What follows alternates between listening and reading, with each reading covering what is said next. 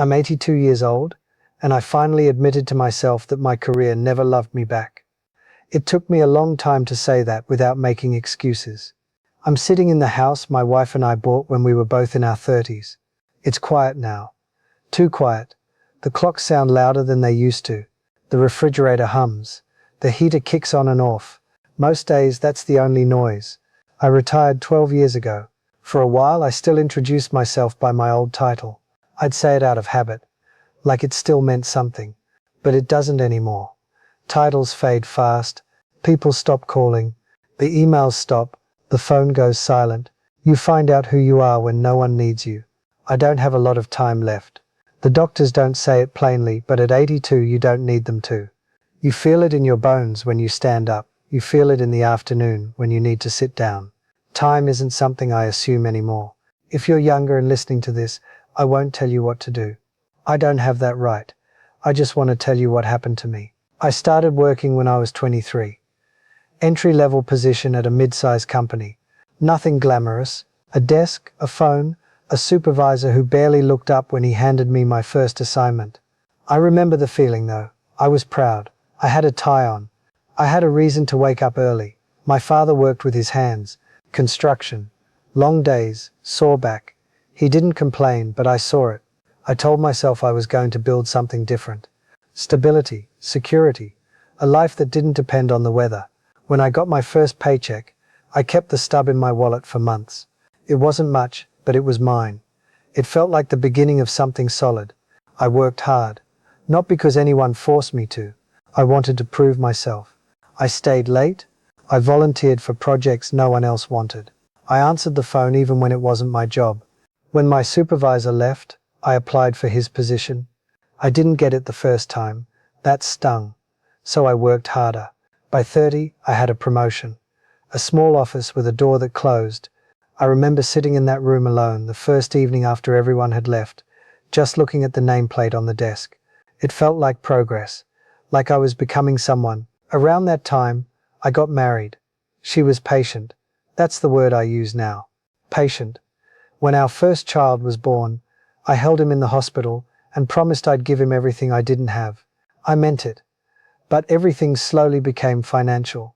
A better house, a safer neighborhood, good schools. I told myself that was love. There were long nights at the office. I'd call home and say, just a few more years. I'm close to the next level. My wife would say she understood. I believed her. I missed my son's first school recital because a client was flying in. I told myself there would be others, and there were. I missed 2 more after that. I remember once sitting at the dinner table, phone next to my plate. It buzzed, and I picked it up without thinking. My daughter stopped talking mid-sentence. I didn't notice at first. My wife did. She said quietly, "You're never really here." I laughed it off. I said something about providing for the family. It sounded reasonable. It always did. Vacations were cut short, or postponed, or spent in hotel rooms while I answered emails. I'd sit on the edge of the bed with a laptop while my family was at the beach. I told myself it was temporary. There's a phrase I used often. After this project, after this quarter, after this promotion, after we hit this number. Life became a series of afters. In my 40s, things accelerated. Bigger responsibilities, bigger salary, bigger expectations. I was managing teams, reporting to executives, traveling more than I ever had. People respected me. They sought my opinion. I walked into meetings and others straightened up.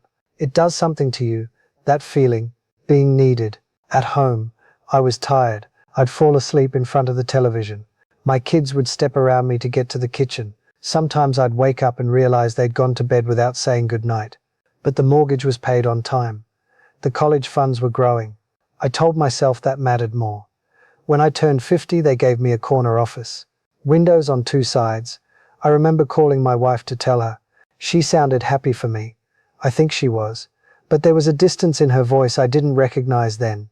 Success never felt the way I imagined it would. I kept thinking there would be a moment when I'd sit back and feel full, satisfied, like I'd arrived. Instead, every achievement just reset the bar. More to prove, more to protect. I tied my identity to that company. When someone asked what I did, I didn't just describe my job. I described myself, my worth. If a project failed, I felt like I had failed as a person. If profits dipped, it felt personal. That's how deeply I was wrapped up in it. My kids grew up in the background of conference calls. I was there physically, most of the time. But my mind was somewhere else. My son stopped asking me to come to his games after a while. Not out of anger, just adjustment. My daughter learned to talk to her mother about things that mattered. There wasn't a big fight. No dramatic moment where everything fell apart. It was slower than that. My wife and I became efficient roommates. We coordinated schedules. We discussed bills. We talked about the kids. But we stopped talking about us. One night she said, "When this is all over, will you even know how to sit still?" I didn't understand what she meant. In my late 60s, I started thinking about retirement. Not because I wanted to stop working, but because the company was changing. Younger executives, new systems. I felt slightly out of step for the first time. I trained the man who would eventually replace me. I liked him. He was sharp, ambitious, reminded me of myself at 30. The day I retired, they gave me a plaque, a handshake, a catered lunch in the conference room. People said kind things. 2 weeks later, I stopped by to drop off some paperwork. My old office had already been reassigned. My nameplate was gone. I stood in the hallway for a moment, feeling foolish. Of course they moved on. Why wouldn't they? That's how it works. But something inside me shifted. I had given 45 years to that place. Missed dinners, missed recitals, missed ordinary Tuesday evenings that I can't get back, and they moved on in 2 weeks. That's when the sentence first formed in my mind. It never loved you back. Work doesn't love. It rewards. It demands. It replaces. After retirement, the house felt unfamiliar. My wife had routines I didn't fit into. My children had lives of their own. I wasn't central anymore. I thought I'd feel relief. Instead, I felt small. Without my title, I wasn't sure who I was. I'd built everything around being productive, useful, necessary. But usefulness has an expiration date. A few years into retirement, I had a minor heart scare.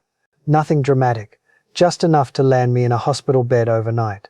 Lying there staring at the ceiling, I didn't think about quarterly targets or promotions. I thought about my son's Little League uniform, my daughter's voice when she was 6, my wife sitting alone at the kitchen table. I tried to remember specific conversations, and I couldn't. They'd blurred together because I was always halfway somewhere else. That's what I mean when I say time doesn't refund itself. You don't get to replay the evenings you rush through. You don't get a second childhood for your children. They forgive you.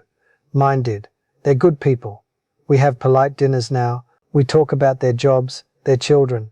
They call on holidays. But I am not the center of their memories. I was background noise to a lot of their growing up. That's hard to admit. I used to think I was building a future for all of us. I thought if I could just secure enough, achieve enough, then we'd all relax later. Later is not a guarantee.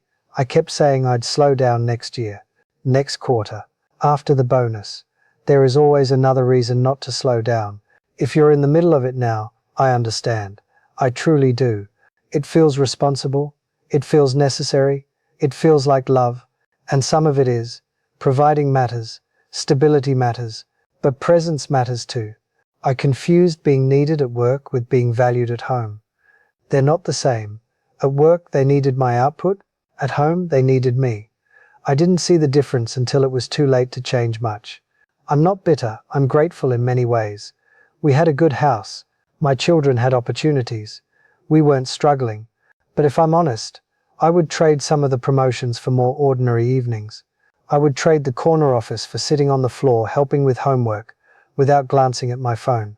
I thought I was irreplaceable. I wasn't. None of us are. The company continued. It's probably doing better than ever.